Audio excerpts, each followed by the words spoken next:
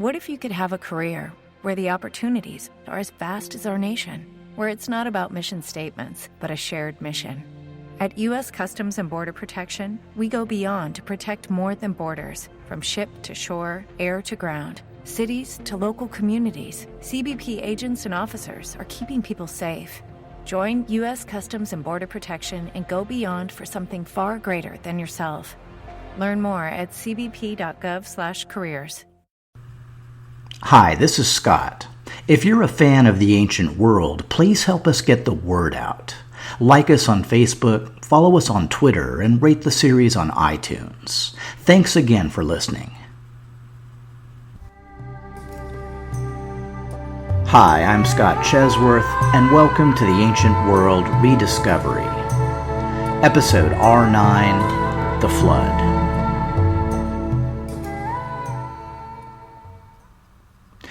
It's not clear whether he stripped down stark naked or just loosened his tie, but there's little doubt that George Smith was very excited. He'd thought his find might be important, but couldn't be sure until the baked clay tablet came back from the restorer, with the thick crust of lime expertly removed. And now, well, there it was, plain as day. The year was 1872, and George Smith was the first man in over 2,000 years to read the Mesopotamian version of the Great Flood. His colleague, E.A. Wallace Budge, later wrote that Smith, quote, jumped up and rushed about the room in a great state of excitement, and, to the astonishment of those present, began to undress himself. Again, these are 19th century British scholars, so even if it was just loosening his tie, it was still pretty over the top. So why was the Mesopotamian deluge tablet such a big deal? Well, as we discussed previously, a lot of Near Eastern studies were prompted by an Enlightenment interest in proving the historicity of the Bible. Of course, the general assumption was that Bible history was accurate, and it was mainly a matter of using science to prove what everyone already knew to be true. But in November 1859, this comfortable security was convincingly exploded by the publication of Charles Darwin's On the Origin of Species. Darwin's thesis on the world-shaping power of natural selection provided an alternative to biblical creationism, and sparked a debate between science and faith that's still raging today. For those inclined toward biblical truth, the Assyrian excavations of Laird and Rassam, coupled with Rawlinson's translations, had been, well, a godsend, providing at least some solid scientific ground to stand on. Recently, the Assyrian discoveries had been bolstered by another historic find. In August 1868, an Anglican missionary named Frederick Augustus Klein had been shown a stele in Jordan, perfectly preserved, around a meter tall, and covered with 34 lines of ancient Semitic writing. Returning to Jerusalem, he mentioned his find to a French diplomat named Charles Simon Clermont-Canot. Clermont-Canot dispatched a local man named Yakub Caravaca to take a papier-mâché impression of the stele's text. This turned out to be easier said than done, since a local Bedouin tribe, the Beni Hamida, considered the stele private property, and wasted no time in attacking Caravaca's party.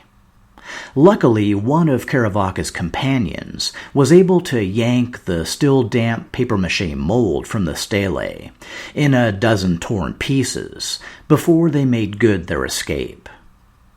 As it happened, their timing was insanely fortuitous. Within months, an ownership dispute erupted over the stele between the Beni Hamida and the Ottoman government.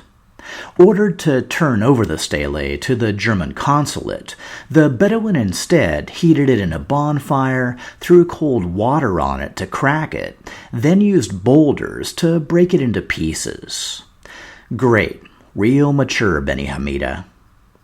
Luckily, many pieces were later recovered, and, along with Caravaca's papier-mâché squeezes, enabled scholars to reconstruct nearly the entire inscription. The text was written in an extinct Hebrew dialect known as Moabite, using an alphabet derived from Phoenician characters. It was inscribed around 840 BC by the Moabite king Mesha, and, among other things, recorded Moab's earlier oppression by King Omri of Israel and Mesha's subsequent victory over Omri's son. Biblical scholars instantly recognize the parallels to 2 Kings 3, which describes an alliance between King Jehoram of Israel, King Jehoshaphat of Judah, and the king of Edom to put down a rebellion by King Mesha of Moab. The Bible records that after sacrificing his son to the Moabite god Chemosh, Mesha was able to drive out the invaders and emerge victorious. The Mesha stele, or Moabite stone, provided further confirmation of biblical events. But, at least so far, any overlap was limited to the mid-9th century BC onward. Particularly in light of Darwin, it was still an open question whether the most ancient Bible stories, including the creation of the world, Adam and Eve in the Garden of Eden, and the Great Flood, should be taken as literal truth or just myths and legends passed down from an earlier state of human understanding. George Smith's discovery immediately thrust him into the center of the debate. For the religiously inclined, the Mesopotamian deluge text was pure baked clay corroboration of a seminal biblical event.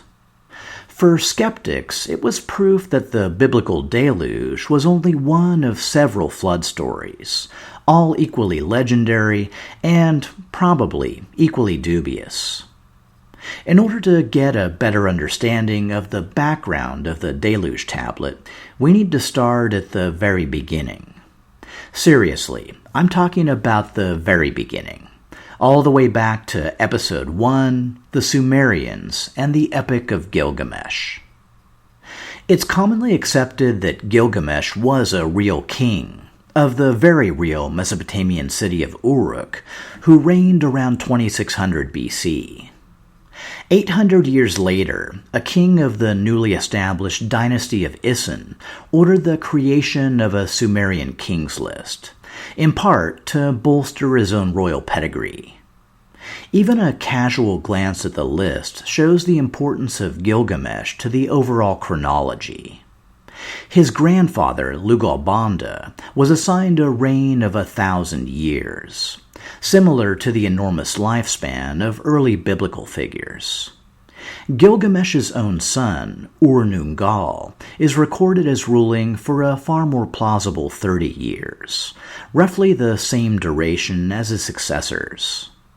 With reigns of just over a century each, Gilgamesh and his father, Dumuzid, spanned the critical gap between legend and history. As an aside, just to quash any doubts they were making up the super-long reigns of the early kings, the Isin scribes covered themselves with insanely precise accounting. For example, the 23 kings of Kish, who ruled before Gilgamesh's line, didn't just reign for around 25,000 years or so. No, they reigned for exactly 24,510 years, 3 months, and 3.5 days. Remember that half day? Yeah, that was awesome. Apart from the epic, which we'll get to in a minute, Gilgamesh is also credited with building, or at least greatly improving, the city walls of Uruk. Excavations at the site have uncovered a major city wall dating from Gilgamesh's day, a 6-mile circuit over 20 feet high and protected by battlements.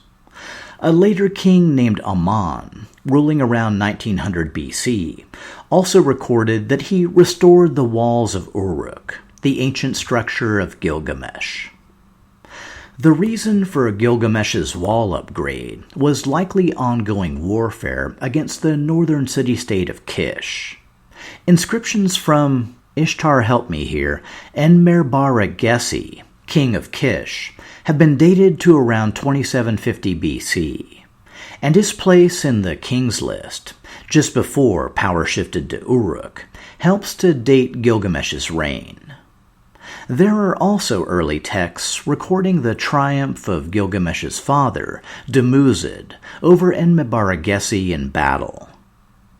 So we know that Gilgamesh ruled during an important transition from the dominance of Kish to the dominance of Uruk. But even more important to his lasting fame was that Gilgamesh ruled at the exact time when Sumerian scribes were branching out from their traditional role of keeping detailed tallies of goods and beginning to compose creative works of history and legend.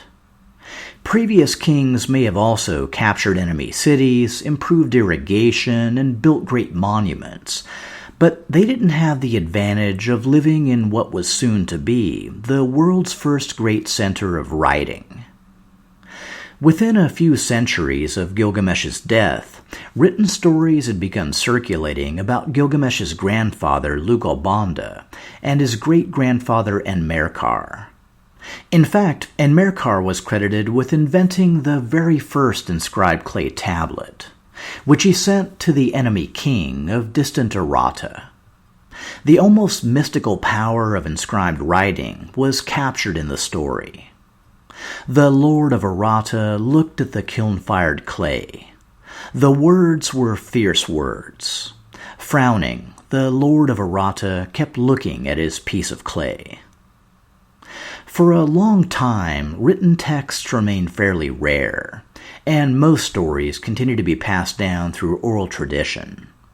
It wasn't until the third dynasty of Ur, around 2100 BC, that King Shulgi became the first royal patron of Sumerian poetry.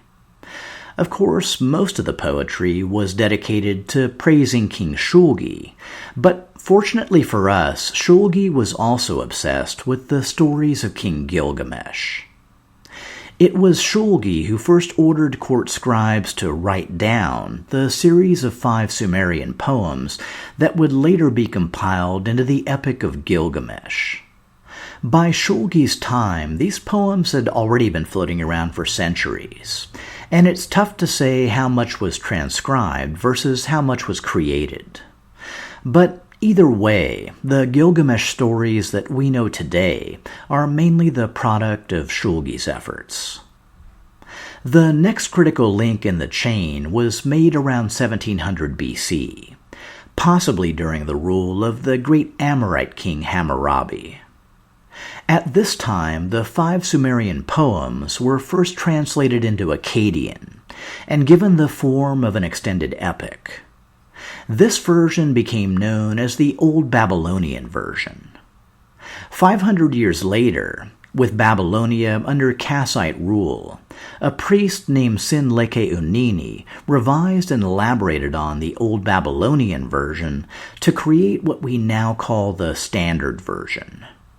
2 major changes made by Sinleke-Unini were the addition of a prologue, introducing both Gilgamesh and Uruk, and, critically for our discussion, the first inclusion of the flood story. Floods had always been a pretty big deal in Mesopotamia. In fact, Sumerian history was believed to have begun with the city of Eridu, which started as a single temple on a speck of dry land rising from the floodwaters. With Sumerian cities built mostly of mud brick and local river courses frequently changing, it's easy to conjure the origins of a mythic flood story. The devastating impact of regional flooding also echoes in the words of later Assyrian conquerors, like Sennacherib, who boasted of making Babylon's destruction more complete than by a flood. The flood story inserted by Sinleke-Unini came from an earlier poem called the Atrahasis Epic.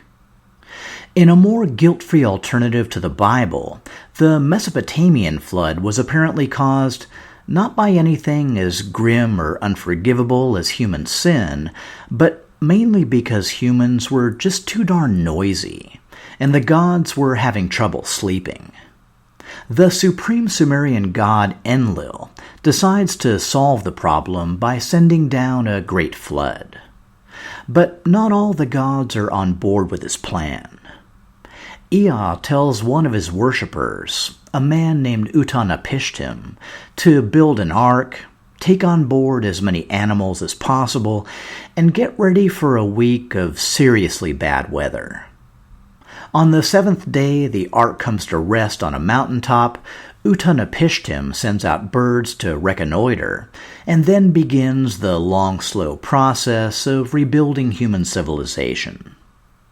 And it goes without saying that, storm duration notwithstanding, we're covering pretty familiar territory here. Following its creation by Sinlekeonini, the standard version of the epic, including the flood story, was copied and disseminated throughout Mesopotamia. As the Bronze Age collapse rippled across the region, the Kassites fell to the neighboring Elamites, who fell in turn to the resurgent Akkadians. Meanwhile, desert tribes like the Aramaeans and Chaldeans came flooding into the cities and countryside. Despite the chaos and instability swirling all around them, the scribes of Babylonia kept calm and carried on, copying, transcribing, and preserving whatever they could.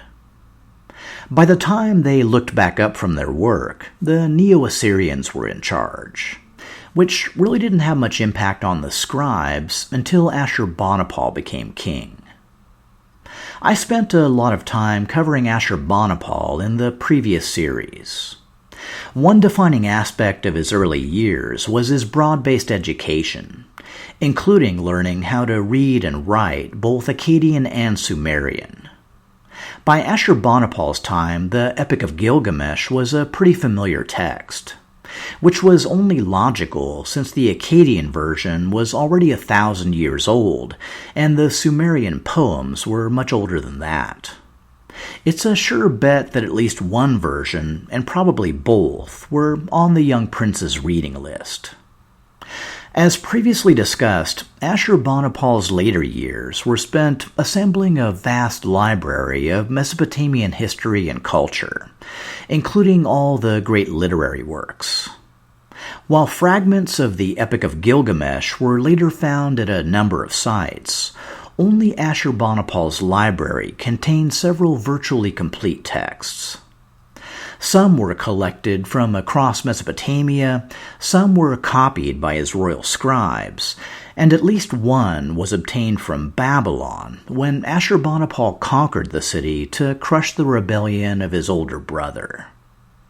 When Nineveh also fell a few decades later, the burning, razing, and burying of the Assyrian capital helped preserve Ashurbanipal's library for the next 2,500 years.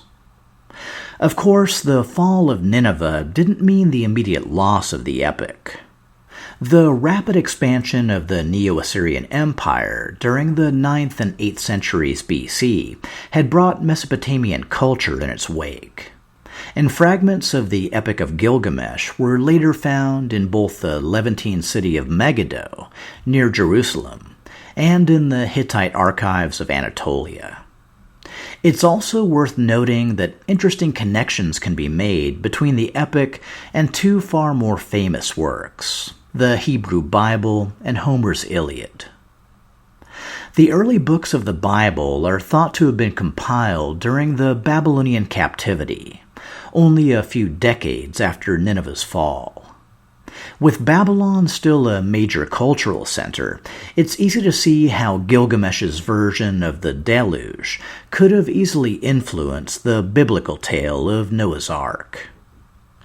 At the same time that the Neo-Assyrian Empire was expanding, Greek culture was entering its archaic Orientalizing period, characterized by an influx of Near Eastern art and ideas. I previously mentioned how Babylonian creation myths, like the Enuma Elish, were apparently known to Homer's contemporary Hesiod, and likely influenced his theogony. Similarly, the Epic of Gilgamesh was probably also familiar to the Greek poets of Anatolia, and some elements could have easily found their way into the Trojan War cycle. But for now, let's leave speculation aside and return to the meat of the story. Influences on other works notwithstanding, the Epic of Gilgamesh itself was probably lost around the time that Akkadian gave way to Aramaic during the last few centuries BC. There are no references to the epic between this time and Laird and Rassam's rediscovery of Assyria in the 19th century AD. Even then, the 12 fragments making up a copy of the standard version were mixed in among 100,000 other fragments recovered from Ashurbanipal's library. At the British Museum, these fragments were stored in crates or drawers until one of the very few dedicated scholars on staff got around to giving them a look. In fact, the head of the Department of Oriental Antiquities, Dr. Samuel Birch, was an Egyptologist by trade. This meant that the Mesopotamian finds were delegated to his assistant, William Henry Cox, who'd only started studying Akkadian after joining the museum staff. Very fortunately, the museum was also frequently visited by the world's most eminent cuneiform scholar, Sir Henry Creswick Rawlinson.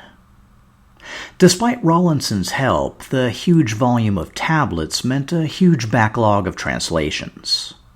For this reason, the museum also accepted help from individuals with interest, ability, and a bit of free time, particularly if it didn't have to pay them. As it turned out, George Smith met all these qualifications. Born in 1840 to a family of unskilled laborers, Smith was apprenticed to a printer in his teens, and soon became a talented engraver. In 1860, at the age of 20, Smith began coming to the museum regularly on his lunch hour. Motivated by an interest in the Bible, Smith had recently been studying cuneiform, and was eager to examine the tablets recovered from Nineveh. At first, Birch and Cox weren't thrilled by the working-class lad putting his grubby mitts all over their precious tablets, until it became apparent that Smith knew Akkadian much better than either of them. It wasn't long before Birch introduced Smith to Rawlinson himself, who'd just returned to London after a brief stint as British envoy to Persia. Rawlinson immediately recognized Smith's acuity at piecing together tablet fragments, and convinced the museum to hire him for this purpose. While this continued to be his main responsibility, Smith also spent time working on the actual translations. By the mid-1860s, Smith had made several minor discoveries, but his real reward came in 1867, when Rawlinson hired him to help draft the next volume of his book series, Cuneiform Inscriptions of Western Asia. 3 years later, when Cox passed away, Smith succeeded him as senior assistant in the museum's Department of Assyriology. While Smith found the work gratifying, he also became preoccupied with the prospect of traveling to the Near East, maybe even following in the footsteps of Rawlinson or Laird. Smith knew that his most likely ticket would be to make a genuinely historic find. With luck, something that would both excite public interest and justify additional investigations abroad. In late 1872, after 9 months of dedicated searching, Smith finally found a text virtually tailor-made to his purpose. Not only did the discovery of the Flood tablet make Smith an overnight sensation, and not only did its subject matter strike at the very heart of post-Darwinian debate, but there was even one major piece of the tablet that was conveniently missing. Score. Oh, wait, that sucks. Hey, if you guys want me to, go to Nineveh and see if I can turn it up, it's really no problem. I could totally free up, the next year or two, or, whatever. Although museum funding remained stubbornly elusive, Smith was soon approached by another interested party, the editor of the Daily Telegraph, Edwin Arnold. Recognizing the human interest potential, Arnold offered Smith £1,000 to go search for the missing fragment of the Flood tablet. In less than a month, Smith was on his way. The only problem was, despite his ambitions, Smith was totally unprepared for a Near Eastern expedition. He spoke no local languages and had little patience with the logistical difficulties and other hardships that such a trip naturally entailed. Smith clearly seemed overwhelmed by the dirt, crowds, and noise that he encountered everywhere he went. To sum up, he didn't like the food, wasn't fond of the people, and don't even ask him about the accommodation. Smith did like the landscape, though, especially as he finally approached the object of his quest. Smith arrived at Nineveh in March 1873. The huge mound of Kuyunjik was everything he'd hoped for. Ancient, evocative, and, most importantly, full of potential for further exploration. Smith knew that Laird and Rassam had never finished excavating Ashurbanipal's North Palace, where the Flood tablet had been found. Smith also knew that his own task was nearly impossible. He was looking for a 3-inch square piece in the middle of several tons of accumulated rubble. But that was actually fine with him. With the newspaper funding, he could resume investigating the site, and who knew what he'd come across. A few interesting finds, and even the British Museum might kick in some funding. Smith hired local workers and began digging in the North Palace on May 7, 1873. A week later, he'd found the missing piece. It contained 17 lines of the deluge text and pretty much filled the only serious gap in the story. It was exactly what he'd come for, and Smith couldn't have been more disappointed. Despite his arguments that there was still plenty of important work to do, the newspaper had its scoop, and Smith was immediately recalled to London. The story of his miraculous find was huge news. It earned Smith widespread popularity, speaking engagements, and, most happily, British Museum funding for another expedition. Since his current permission to dig would soon expire, Smith made quick arrangements for a second trip to Nineveh in November 1873. This time, Smith built a house near the ruins, hired an English cook, and began living the life of a privileged expat.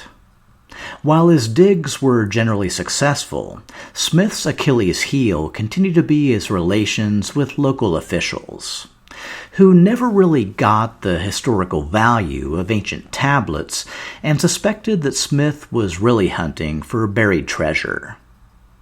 When the local pasha seized half of his finds, expecting a bribe for their return, Smith stood firm on principle and refused. The ensuing standoff was still in effect when Smith returned to England. In 1874, Smith turned his attention to completing his translation of the Epic of Gilgamesh. To maximize public appeal, Smith published the work as the Chaldean account of the deluge, even though the flood is a small part of the overall epic. 1875 saw him publish no less than 4 additional books on both his translations and his excavations. Over a fairly brief period, Smith had gone from enthusiastic amateur to presumptive successor to Rawlinson. It was all pretty heady stuff, and when the museum asked him to lead a third expedition, he saw no reason to refuse. Unfortunately, he really should have refused.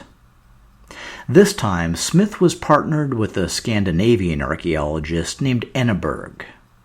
From the moment they arrived in Istanbul, the pair was subjected to huge delays. At least some of the blame lay with Smith's books, in which he'd been pretty free with his criticism of Ottoman officials. By the time they were allowed to move on, their route had become problematic. During a stopover in Aleppo, Smith wrote to his wife Mary that the plague is sweeping part of the very district I ought to visit.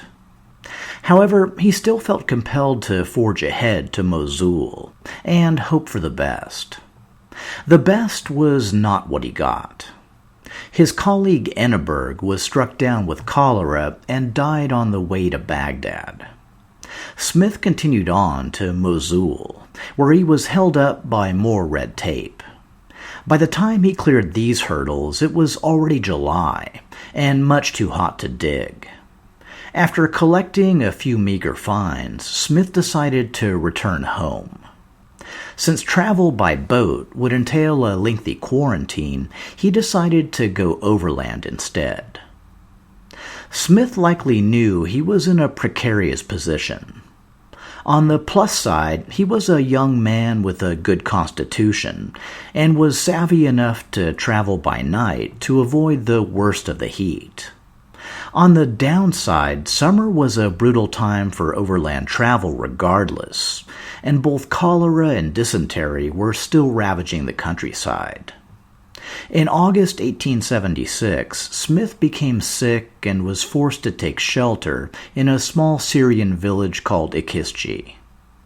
With some assistance, Smith managed to complete the 40-mile journey to Aleppo, but succumbed to dysentery shortly after his arrival. Less than 4 years had passed since he'd first seen the Flood tablet that had brought him instant fame. But Smith's biggest legacy would be his translation of the overall epic.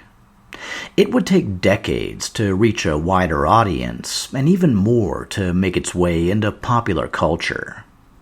One of the epic's best-known advocates was the early 20th century poet Rainer Maria Rilke.